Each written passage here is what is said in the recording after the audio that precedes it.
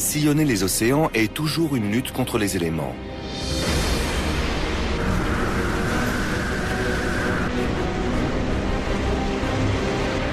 Quand le vent se lève, les vagues se déchaînent et la mer n'offre plus aucun refuge.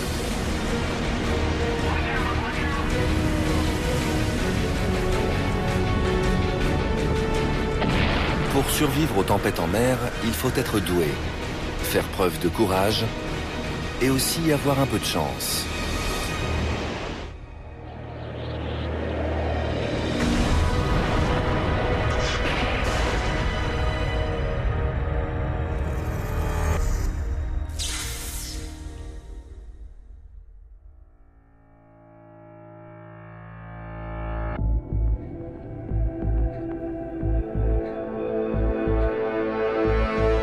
Les océans recouvrent plus des 2/3 de la surface de la Terre.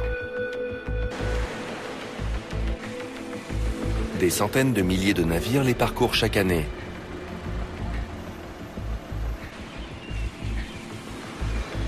Les traversées ne sont pas toujours paisibles. Une tempête peut se lever sans prévenir.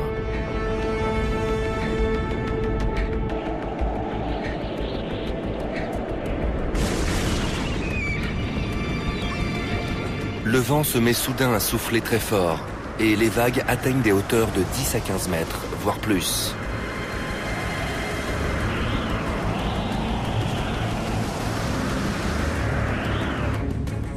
Dans ce cas, même les grands bateaux se trouvent en difficulté.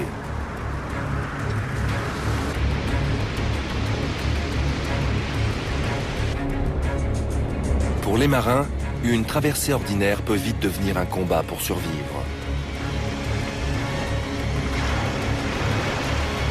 En moyenne, 2 gros navires sombrent chaque semaine.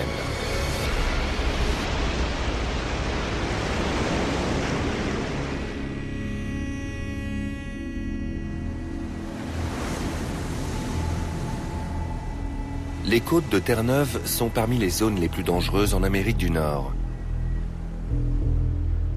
Le 14 février 1982, un ouragan a provoqué une catastrophe qui a ému le monde entier.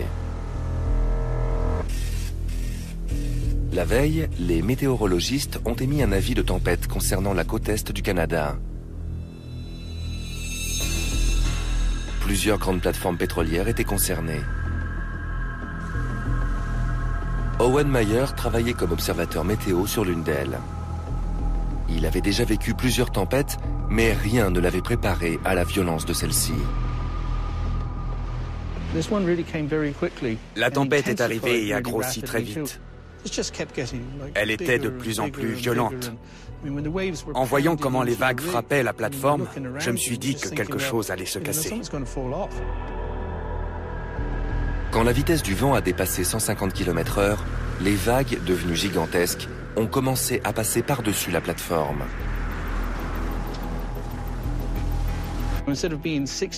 D'ordinaire, nous étions 20 mètres au-dessus de la mer.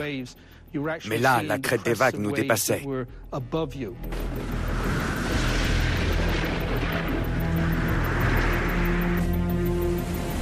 À une quinzaine de kilomètres de là, 84 hommes travaillaient sur l'Ocean Ranger, la plus grande plateforme pétrolière au monde.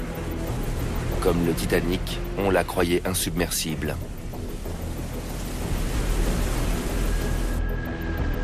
Cette nuit-là, elle s'est retrouvée au cœur de la tempête. Au lieu d'être amarrée au fond marin, la plateforme flottait sur d'énormes ballastes. Un de ces piliers permettait de faire entrer ou d'évacuer de l'eau pour conserver l'équilibre de la plateforme. Les hublots se trouvaient 8 mètres au-dessus de la surface, mais ils étaient très renforcés.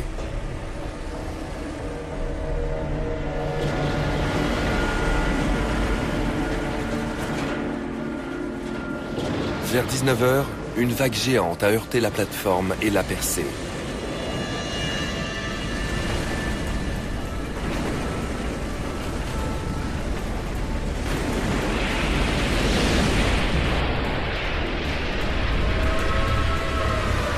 Des milliers de litres d'eau ont déferlé dans le pilier, court-circuitant les commandes des ballastes.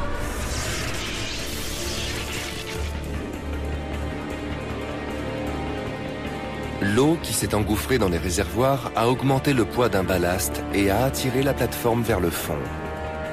L'équipage a envoyé un SOS désespéré. Nous prenons de la bande, il faut évacuer l'équipage. Bien sûr. Nous n'allons pas pouvoir stabiliser la plateforme. L'équipage devait abandonner la plateforme.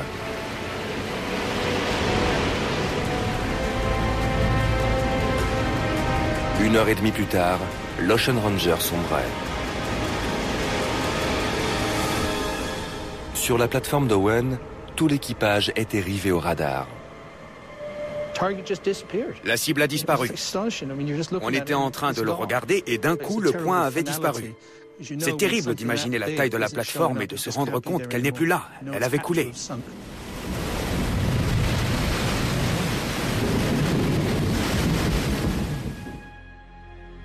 Le lendemain, les secours n'ont retrouvé que les épaves des canots de sauvetage réduits en miettes par les vagues. Il n'y a eu aucun survivant.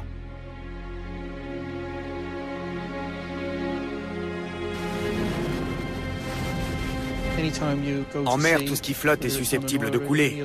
Les bateaux, comme les plateformes pétrolières. On la croyait insubmersible, pourtant elle repose désormais au fond de l'océan.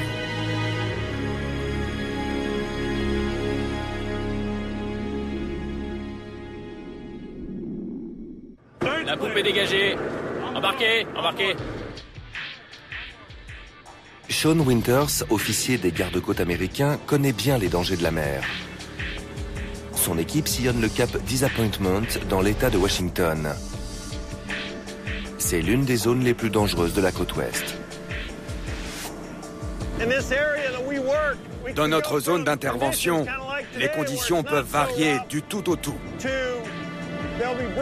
Aujourd'hui, ce n'est pas trop violent, mais des vagues de 4 à 9 mètres peuvent aussi barrer tout l'accès.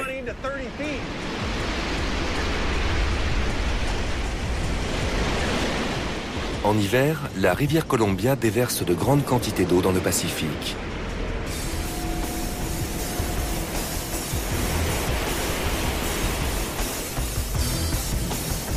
Les conditions météo peuvent être extrêmement dangereuses, au point que la région a été surnommée le cimetière du Pacifique. Toutes les semaines, les gardes-côtes sont appelés au secours par des personnes en danger.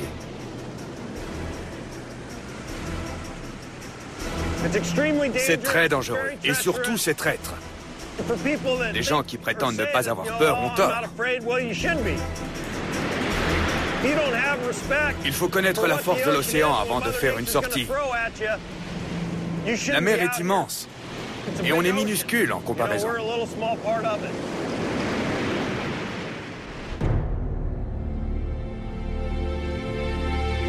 Pour quantifier le vent en mer, les marins utilisent l'échelle de Beaufort.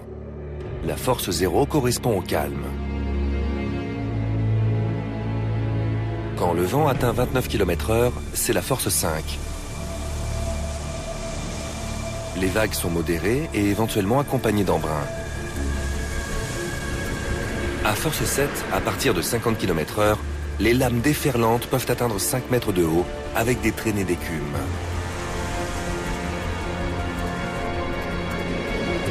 À force 9, le vent souffle à 75 km/h et constitue un véritable danger pour les bateaux. La tempête commence à force 10.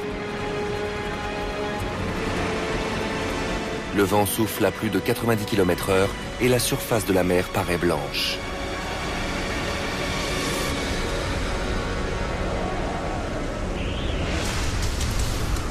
La force 12 est un véritable cauchemar. C'est l'ouragan. Le vent souffle alors à plus de 120 km/h.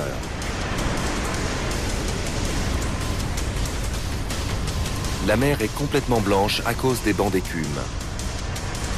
Les vagues peuvent atteindre et dépasser 14 mètres de haut.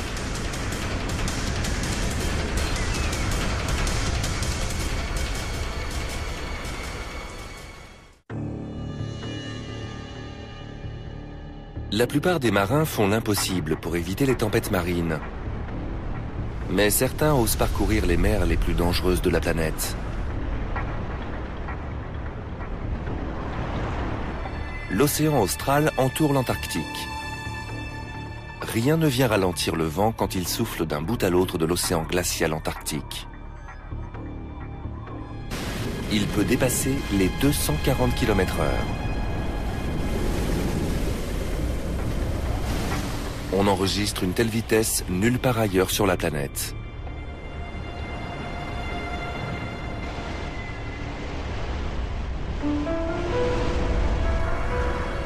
Les marins savent que le vent accompagne souvent une houle tout aussi violente.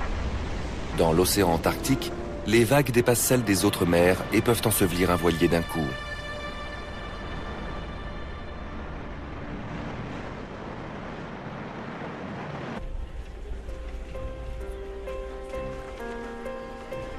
Novembre 2008, sur la côte atlantique en France.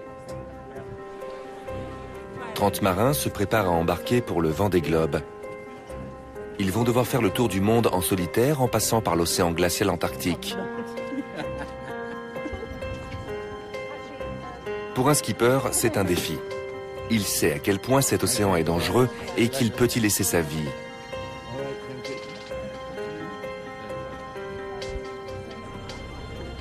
Et leurs familles savent qu'ils seront séparés pendant au moins 3 mois.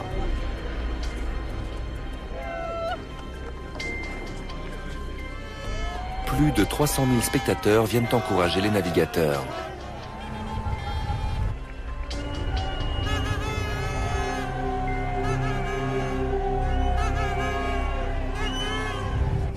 Tony Bullimore est un skipper expérimenté. Il a déjà participé au Vendée Globe et il sait à quel point l'expérience peut être dure. Il y a des centaines de bateaux qui viennent assister au départ. Puis ils disparaissent progressivement. On voit encore 1 ou 2 concurrents. On leur fait un signe de la main pour leur souhaiter bonne chance. Et on se retrouve seul. Les coureurs quittent les côtes françaises et se dirigent vers l'Antarctique. Ce faisant, ils traversent une zone surnommée les 40e rugissants. Au cours de l'édition 1997, Tony Bullimore a fait l'expérience de l'imprévisibilité de cet océan.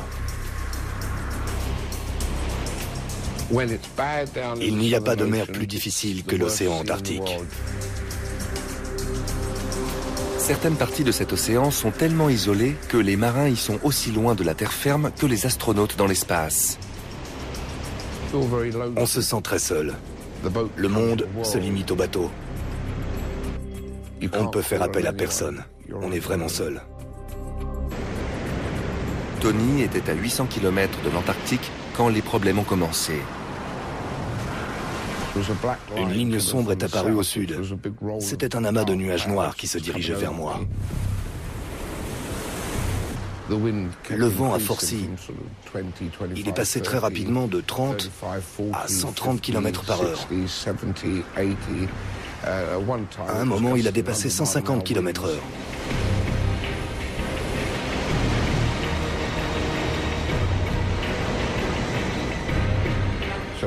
J'ai eu peur que les traves s'enfoncent et que le bateau se retourne. La grosse mer et les forts vents ont fini par en venir à bout. J'ai entendu un crack. En quelques secondes, le bateau était parti. La quille avait rompu. Quand le bateau s'est retourné, Tony s'est retrouvé sur le plafond. Les choses ont continué d'empirer. La baume a heurté un des hublots qui se trouvait alors sous le bateau. Le verre a explosé et l'eau a commencé à monter. C'était très impressionnant. On aurait dit les chutes du Niagara à l'envers, un véritable geyser. De l'eau glacée s'engouffrait dans la cabine. Tony n'avait plus qu'une petite poche d'air pour respirer. Il n'a eu que quelques secondes pour enfiler sa combinaison de survie et ne pas mourir de froid. Sa balise radio a automatiquement envoyé un signal de détresse capté par la marine australienne.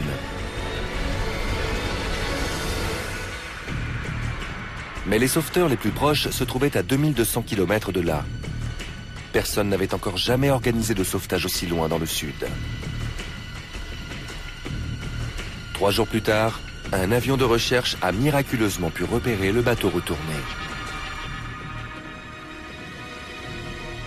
Mais il lui était impossible de récupérer Tony, ou même de savoir s'il était encore en vie. Je n'avais ni eau potable, ni nourriture. J'étais glacé. J'étais persuadé de ne pas tenir plus d'une journée et demie. Dès qu'elle avait eu connaissance du naufrage, la marine australienne avait envoyé un navire pour le récupérer.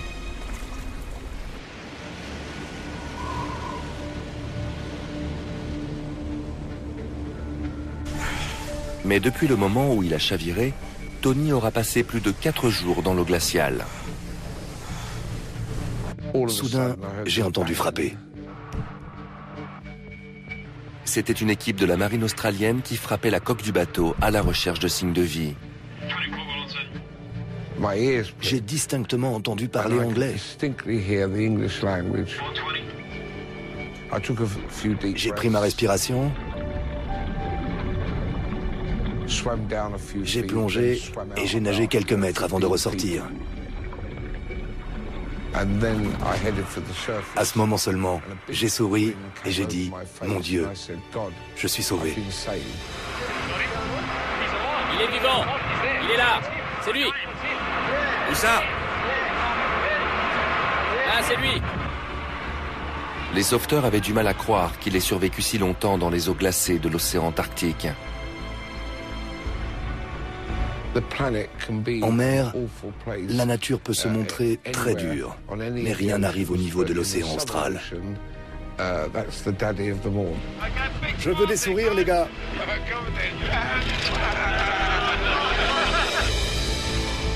Le Vendée Globe met à l'épreuve l'endurance humaine. En 2008, sur les 30 qui étaient au départ, seuls 11 bateaux ont fini la course.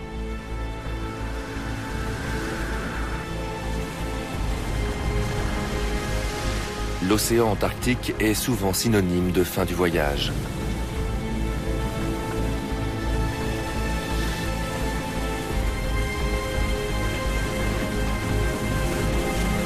Un marin a fait une chute et subit de multiples fractures quand une énorme vague s'est abattue sur son bateau. D'autres encore ont dû renoncer à cause de la force des vents.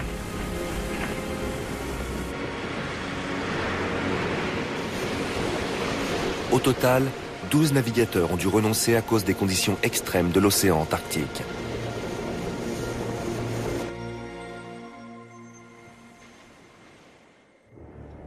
Dans l'hémisphère nord, l'océan Atlantique connaît lui aussi des tempêtes d'une violence rare.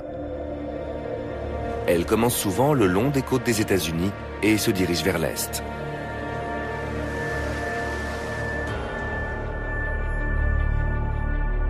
Quand une tempête traverse l'océan, rien ne peut la ralentir sur près de 5000 km.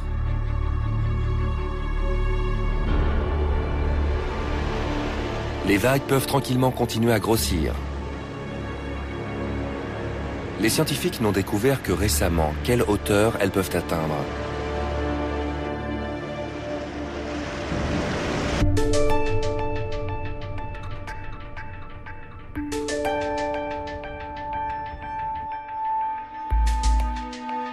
Le Discovery est un navire de recherche scientifique du Centre national d'études océanographiques britannique.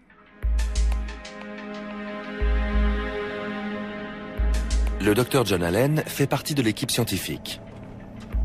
Il a déjà fait plusieurs traversées à bord de ce navire. Mais quand le Discovery prend le large en janvier 2000, il est loin de se douter qu'il allait écrire une page d'histoire. C'est quelque chose que je ne souhaiterais pas revivre. Honnêtement, je ne connais personne qui aurait aimé y assister la première fois. L'équipe scientifique était en mer pour faire des observations de routine sur les courants marins.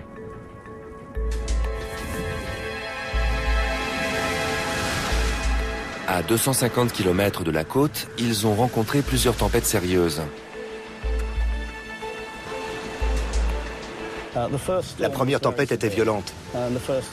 Les vagues étaient plus impressionnantes que tout ce qu'aucun d'entre nous n'avait pu rencontrer.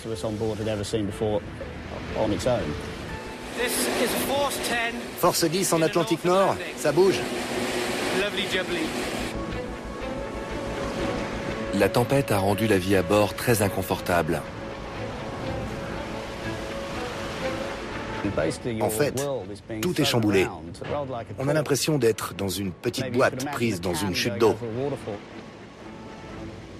Évidemment, à ce moment, nous ne pouvions pas imaginer à quel point les choses allaient empirer. C'est effectivement ce qui s'est passé.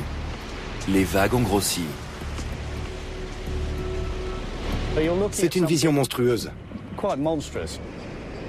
Les vagues semblaient aussi grosses que le bateau.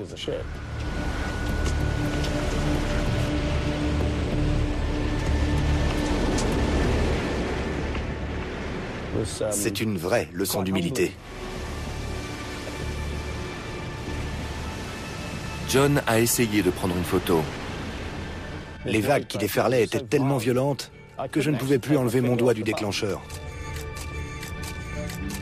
En bas, un appareil mesurait et enregistrait la hauteur des vagues. De retour à leur base pour contrôler leurs données, les scientifiques ont compris pourquoi cette tempête les avait autant impressionnés. Ils s'étaient retrouvés pris dans une vague de 29 mètres, la plus haute jamais enregistrée. C'est une expérience assez incroyable. J'ai vraiment compris que je faisais partie de quelque chose d'infiniment plus grand que moi.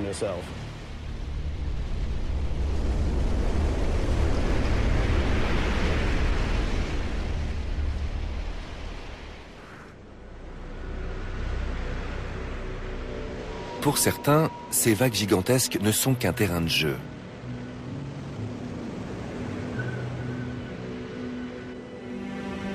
Des vents qui hurlent constituent des conditions parfaites pour Phil Horrocks et Ben Profit.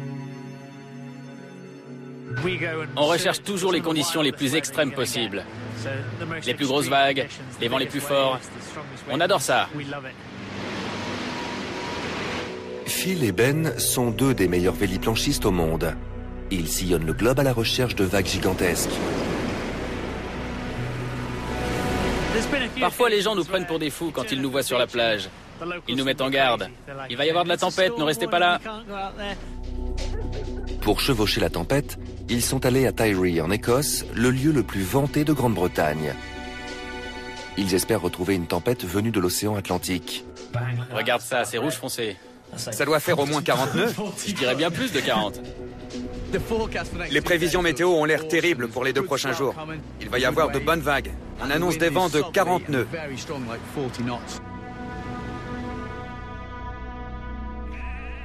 On annonce des bourrasques à Sol, Shannon, Rockall, Malin, aux Hébrides et à Bailey. Le lendemain matin, la tempête touche presque la côte.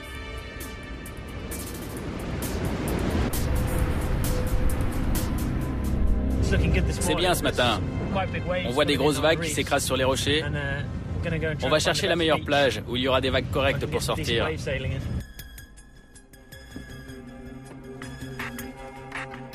En traversant l'Atlantique, les vagues gagnent en force et en taille. Ici, elles font plus de 4 mètres de haut et sont très puissantes.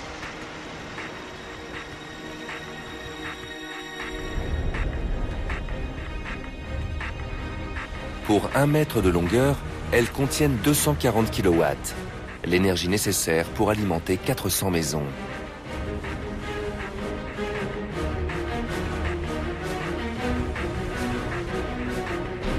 Phil et Ben se mesurent à l'océan.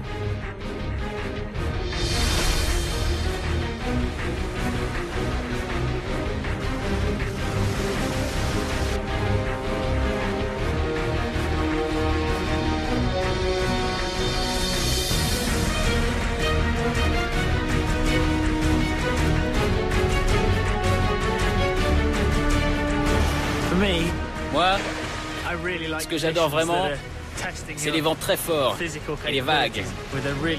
J'aime lutter contre les éléments.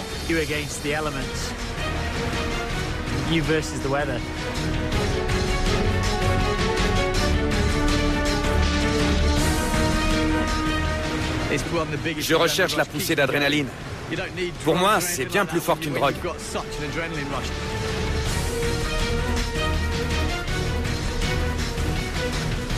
Avec de telles bourrasques, Phil et Ben dépassent les 50 km/h.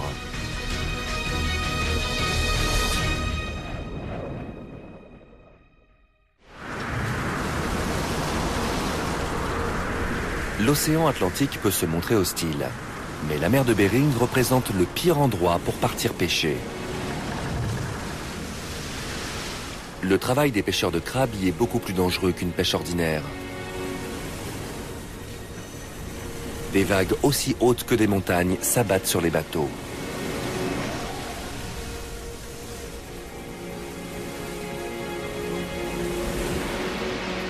Les tempêtes d'Alaska sont parmi les plus mortelles au monde.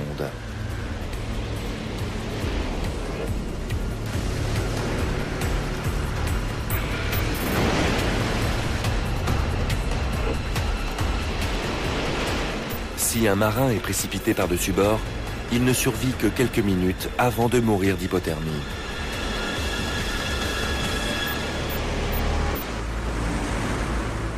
Ces marins risquent leur vie pour pêcher des millions de tonnes de fruits de mer, même au milieu des plus violentes tempêtes.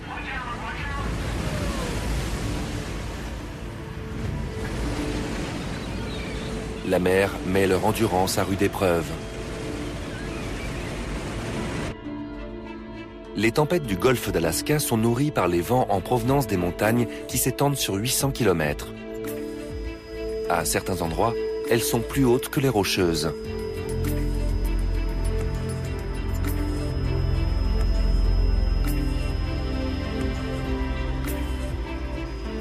Gary Hufford est un scientifique du Centre national de météorologie. Les sommets du golfe d'Alaska comptent parmi les plus hauts du monde.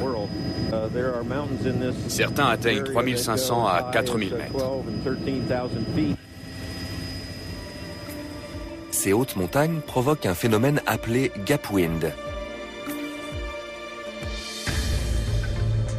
Lorsqu'un vent en provenance du continent doit passer un col, la compression qu'il subit le fait accélérer.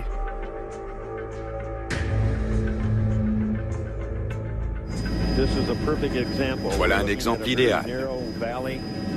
Nous avons ici une vallée étroite entre deux hautes montagnes. Le vent s'y engouffre jusqu'à la mer. Sur les images satellites, les gap winds apparaissent sous forme de traînées rouges en provenance du continent.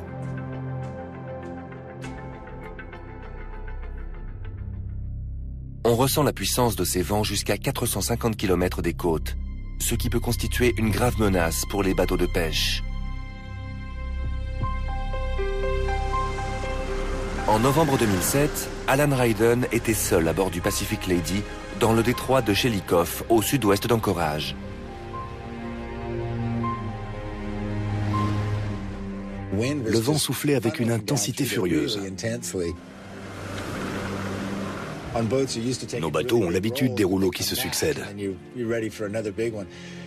Cette fois, le vent poussait le bateau sans s'arrêter. Le gap wind était tellement fort que le bateau d'Alan n'avait pas la moindre chance. J'ai tout de suite su que j'allais perdre le navire. Quand le bateau a coulé, Alan s'est retrouvé livré à des vagues de 3 mètres. J'étais ballotté par les vagues qui s'abattaient sur moi et m'envoyaient sur d'autres vagues. Pour ne rien arranger, le vent lui a arraché le canot des mains. Je hurlais dans les vagues, mais je suffoquais.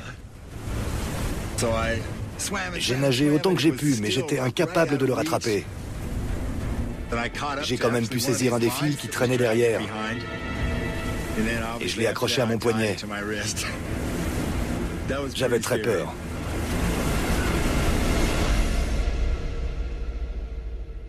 Au port d'attache, personne n'a remarqué la disparition du bateau. Pendant ce temps, le puissant gap wind le poussait à plus de 20 km des côtes et les vagues continuaient de grossir. Elles étaient de plus en plus grandes. Elles devaient faire dans les 8 mètres pendant toute la nuit. Enfin, 6 heures après le naufrage du bateau d'Alan, les gardes-côtes captent son signal de détresse. Ils font décoller un avion de recherche.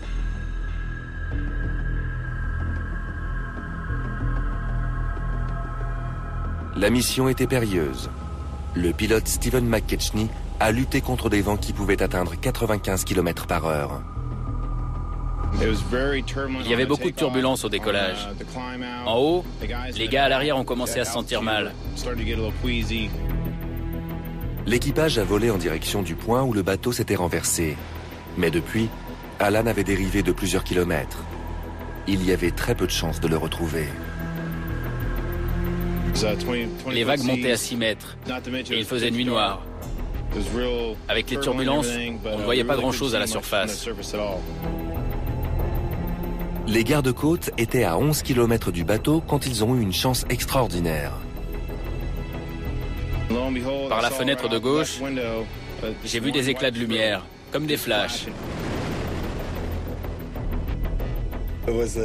C'était le bruit d'un C-130, un avion qui volait bas. J'avais l'impression qu'ils étaient juste au-dessus de mon épaule gauche. Ils avaient trouvé Alan, mais ils n'avaient aucun moyen de le remonter. Tout ce qu'ils pouvaient faire, c'était améliorer ses chances de survie. On est descendu, on a lancé une fusée pour y voir un peu mieux.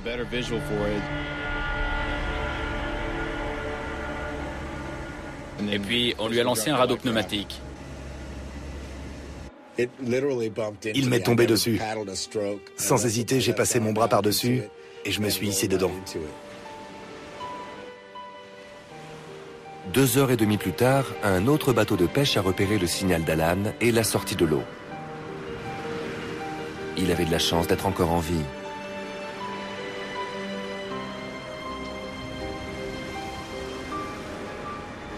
Plus tard, on a appris qu'il avait passé 10 heures dans l'eau.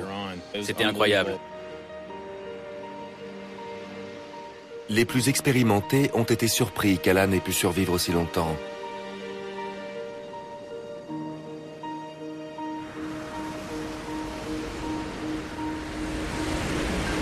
Les vents mortels de l'Alaska peuvent surprendre les marins les plus aguerris.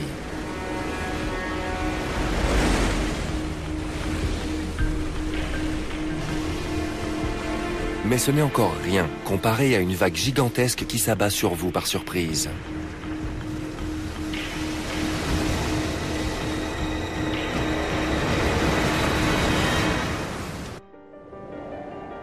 Le cap de Bonne-Espérance, à la pointe de l'Afrique du Sud, se trouve sur de nombreuses routes maritimes. Bartholoméo Dias, le premier Européen arrivé ici en 1488, l'avait appelé le cap des tempêtes. Depuis cette date, plus d'1 millier de bateaux ont sombré dans ces eaux. Autrefois, on parlait déjà de vagues violentes, mais ces histoires n'étaient pas prises au sérieux. Les scientifiques savent maintenant que ces légendes sont vraies. Ces vagues prennent naissance quand le vent souffle sur l'océan. Ce sont d'abord des vagues capillaires qui ne mesurent que quelques millimètres. Quand le vent forcit, les vagues grossissent.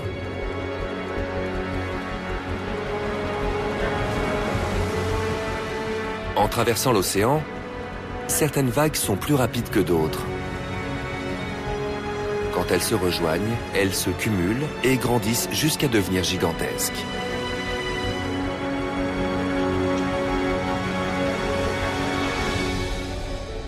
Le capitaine Daya Davis est l'un des plus grands experts en sauvetage d'Afrique du Sud. Il a vu de ses propres yeux les dégâts provoqués par ces vagues. J'ai été témoin de 5 accidents importants où des navires de 365 000 tonnes ont perdu jusqu'à 5 000 tonnes d'acier. Depuis 1990, plus de 20 gros cargos parcourant cette route maritime ont été frappés par des vagues géantes. Le Mimosa en faisait partie. Un immense trou a été percé dans sa coque. Le capitaine avait beaucoup d'expérience, mais il n'avait encore jamais vu quelque chose de semblable. C'est comme si une bombe l'avait frappé. En 1991, l'Atlas Pride a presque perdu sa proue. Les vagues ont emporté 5,5 tonnes d'acier. Et 1 an plus tard, le pétrolier Katinapé a eu la coque percée en 2 points. Une fois encore, la faute en revenait à une vague gigantesque. Le capitaine m'a raconté après coup que la vague était arrivée de nulle part et avait fondu sur le bateau.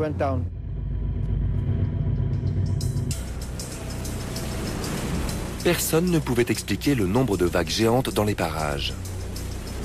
Les scientifiques ont localisé les épaves et superposé les relevés avec une carte des courants marins vue par infrarouge.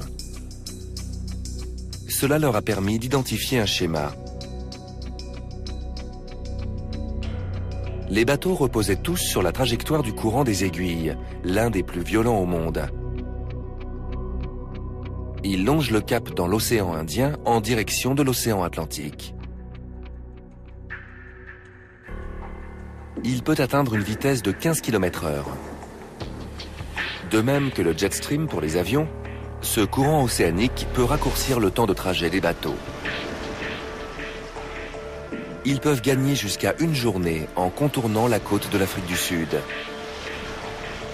Mais le risque est élevé. Les scientifiques ont découvert que si le vent souffle dans la direction opposée à celle du courant, il pousse contre les vagues et les ralentit, ce qui permet aux vagues de derrière de rattraper celles de devant. Les vagues se cumulent et gagnent en hauteur.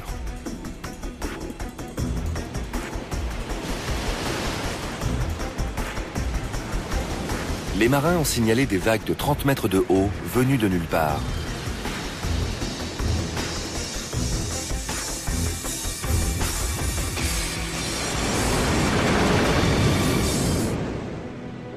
Ces vagues gigantesques ont transformé la côte en cimetière marin.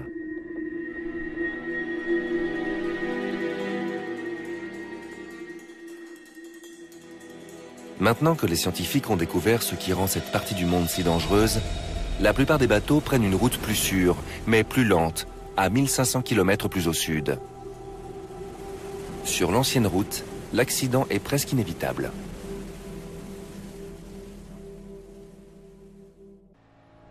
Les scientifiques ont découvert une formule mathématique pour déterminer avec exactitude à quel moment la vague devient dangereuse pour les bateaux. Ce bassin, au Danemark, permet de tester différents types de vagues sur différents modèles de navires. Le générateur de vagues produit des ondes de plus en plus importantes. Au début, le bateau réussit facilement à les passer.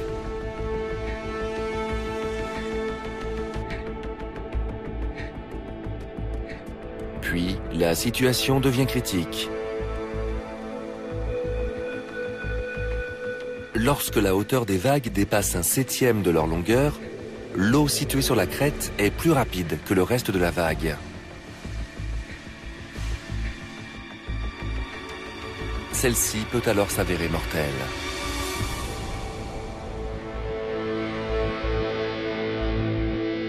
Une vague de 9 mètres de haut et 90 mètres de long pèse 50 000 tonnes. C'est un véritable danger, même pour un marin expérimenté. La plupart des marins évitent les mers dangereuses.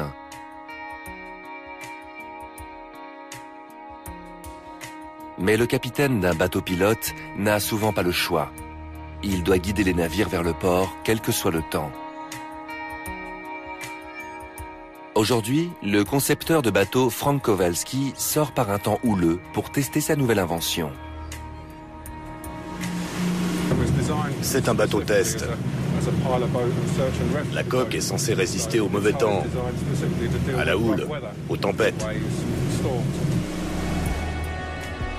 Le seul moyen de contrôler si le bateau sera suffisamment résistant, c'est de le tester dans des conditions extrêmes.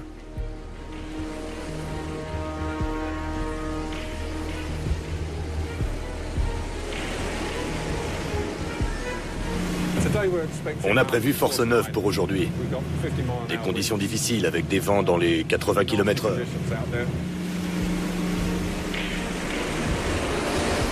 Frank se dirige droit vers le vent, accompagné par un autre de ses bateaux. Keith, tu peux passer devant moi. Va à l'entrée du port. Terminé.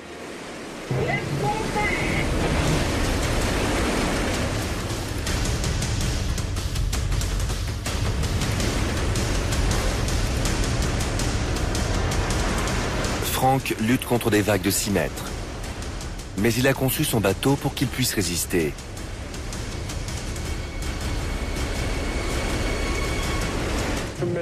Une force incroyable. Après tout, 1 mètre cube d'eau pèse 1 tonne. Heureusement, l'avant-pont est équipé d'un grand brise-lames. En fendant la vague, on diffuse son énergie pour réduire les chocs. Une série de vagues violentes frappe le bateau.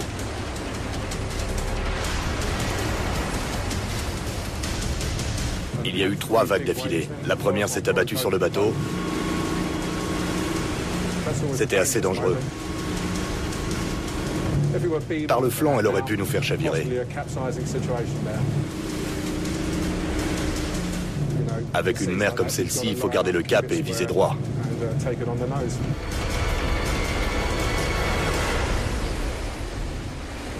Ces bateaux sont solides, mais rien ne résiste à la puissance d'un ouragan.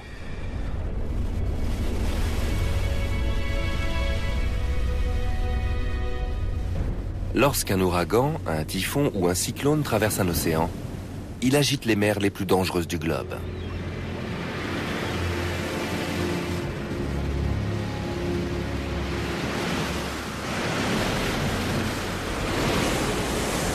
Sur Terre, on peut se mettre à l'abri.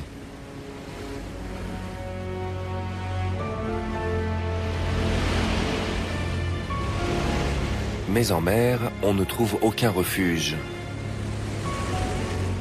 Même les plus grands bateaux, comme les porte-avions, ne peuvent pas résister à ces conditions extrêmes. Le météorologue en chef du USS Eisenhower est le capitaine de corvette Elizabeth Higgins. Malgré ses 90 000 tonnes, ce navire n'est pas invincible. La nature dispose de forces terrifiantes. Il ne faut pas l'oublier.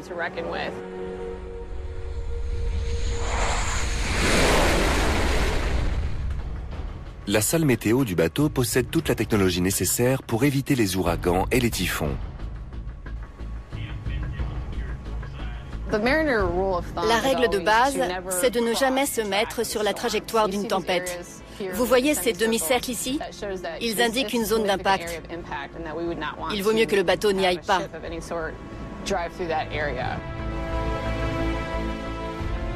Garder le navire sain et sauf est une question de survie. Si nous croisions la trajectoire d'un typhon ou d'une tempête, les dégâts matériels ou personnels pourraient être considérables.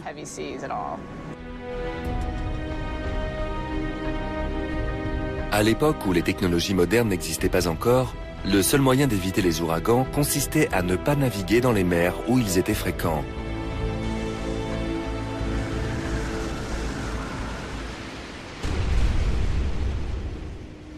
Mais au cours de la Seconde Guerre mondiale, les marins n'avaient souvent pas d'autre choix que de traverser des tempêtes. Le 17 décembre 1944, la 3e flotte de la marine américaine voguait à l'est des Philippines quand un météorologue a constaté qu'une tempête arrivait.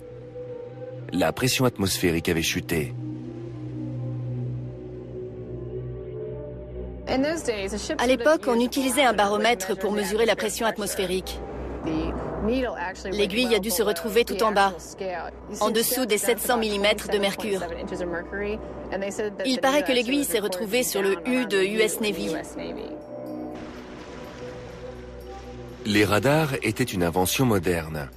L'opérateur de bord a repéré une forme inhabituelle sur son écran, mais il ignorait qu'il observait un typhon.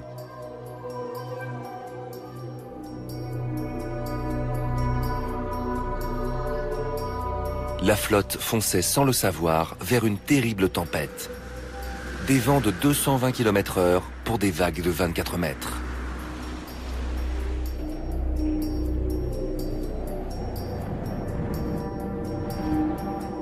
La tempête a immobilisé la flotte. 3 destroyers ont chaviré et coulé.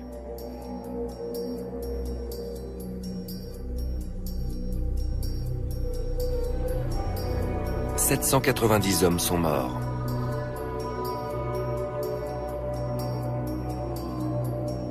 Pour la marine américaine, cet épisode a été l'un des plus désastreux de la Seconde Guerre mondiale.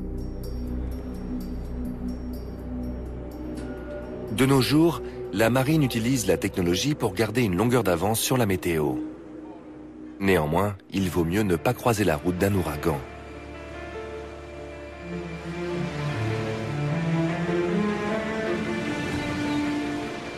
En fait, aucun bateau ne peut résister aux conditions les plus extrêmes de l'océan.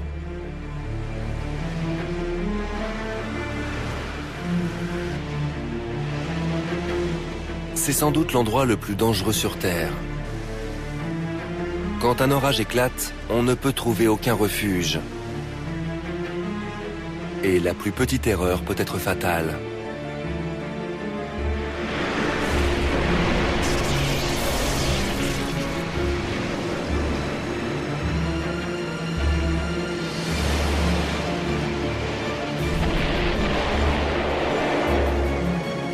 Il faut être très téméraire ou inconscient pour oser affronter la colère des océans.